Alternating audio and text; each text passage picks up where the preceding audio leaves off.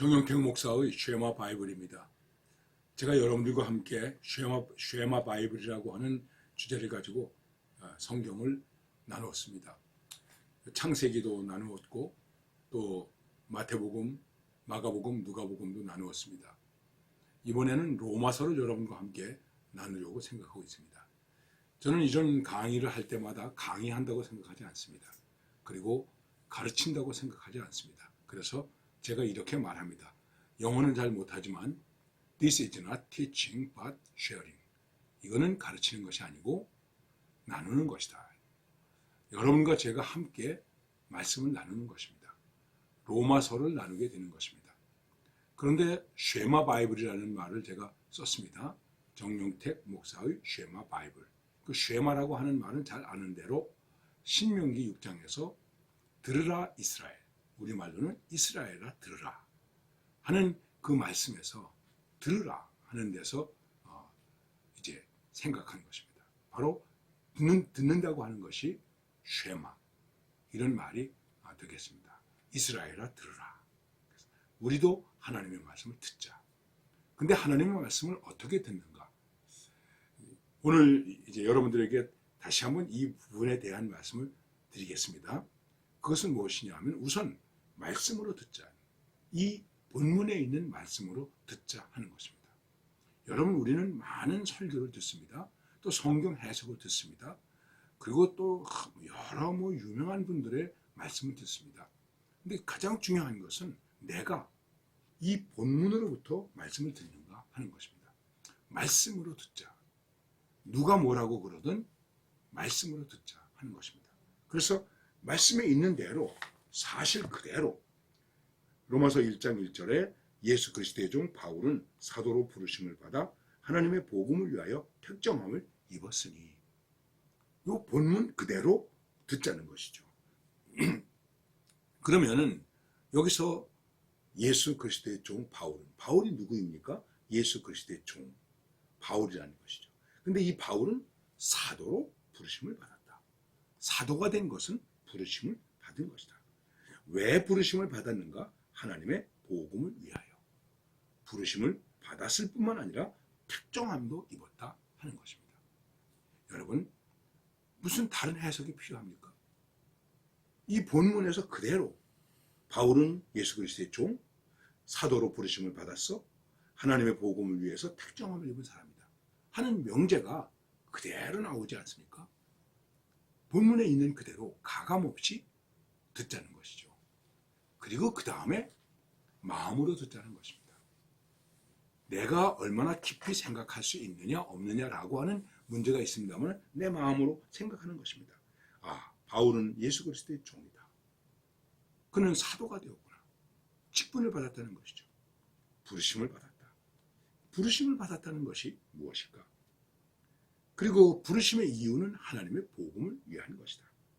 이것을 위해서 나는 선택을 받은 사람이다 하는 이 말씀에 대한 생각을 내 마음으로 깊이 하는 것입니다.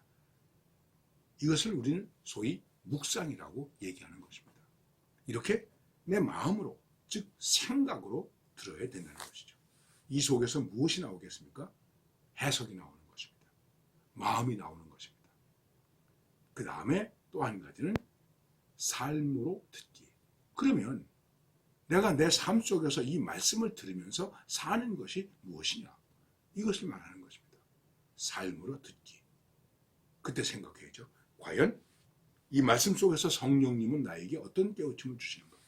이 말씀 속에서 예수님은 나에게 뭐라고 말씀하시는가? 나에게 어떻게 기도하라고 하시는가? 하나님은 나에게 무슨 말씀을 주시는 것일까? 이런 성부, 성자, 성령, 삼위일체 하나님께서 내 삶 속에서 어떻게 역사하시면서 나를 이끌어 가시는가? 이 말씀에 의해서 내가 이끌려가고 있는가? 그래서 이 말씀 앞에서 주님, 저로 하여금 이 말씀을 따라, 하나님의 뜻을 따라, 성령의 감동을 따라, 예수 그리스도의 삶을 따라 살아갈 수 있게 해 주시옵소서. 또 그렇게 내가 살아야 되겠다라고 하는 결단이 나오는 것이죠.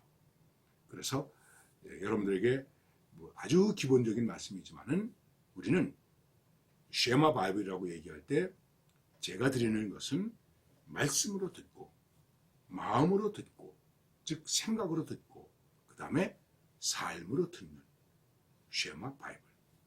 여러분은 말씀을 어떻게 들으십니까? 이 로마서를 읽을 때에 다른 여러 가지 참고할 것도 있고 들을 만한 것도 있지만은 내가 말씀으로 듣고 마음으로 듣고 그리고 삶으로 들을 수 있는가? 이 점을 우리들이 깊이 생각하시면 좋겠습니다. 그리고 그 다음에 이 로마서에 대한 제가 여러 가지 신학적인 얘기나 또 다른 얘기들은 가능은 하지 않겠습니다. 이 바울이 로마서를 썼는데 이 로마서를 얘기할 때마다 영국의 대형 박물관의 관장이었던 필립이라는 분이 이렇게 얘기했습니다.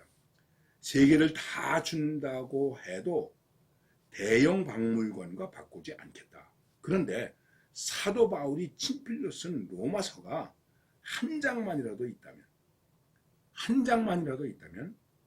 대형 박물관과 바꾸겠다. 이렇게 말했습니다.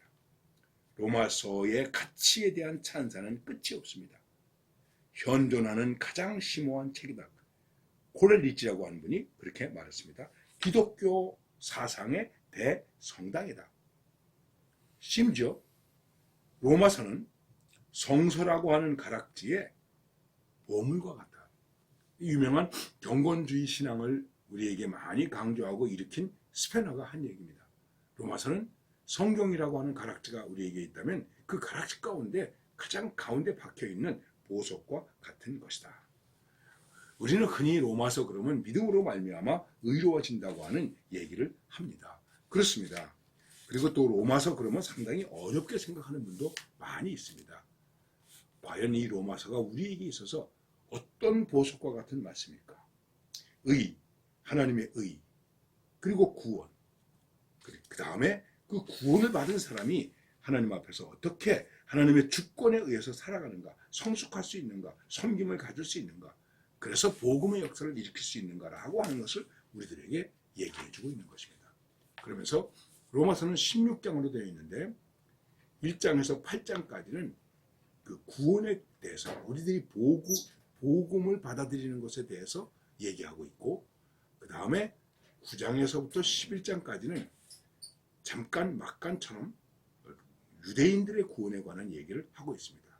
그리고 12장에서부터 16장까지는 이제 이 복음을 가진 사람이, 의로워진 사람이 어떻게 살아야 되느냐 하는 것을 이야기하고 있는 것입니다. 그래서 신앙의 원리와 삶의 구체적인 지침, 이렇게 얘기할 수 있는 것입니다. 두 가지이죠. 여러분, 믿음이 있습니까? 그럼 그 믿음은 믿음의 원리에 의해서 나는 어떻게 살아야 되는가, 이것이 분명해야 되는데 로마서는 우리에게 바로 그것을 가르쳐 주는 것입니다.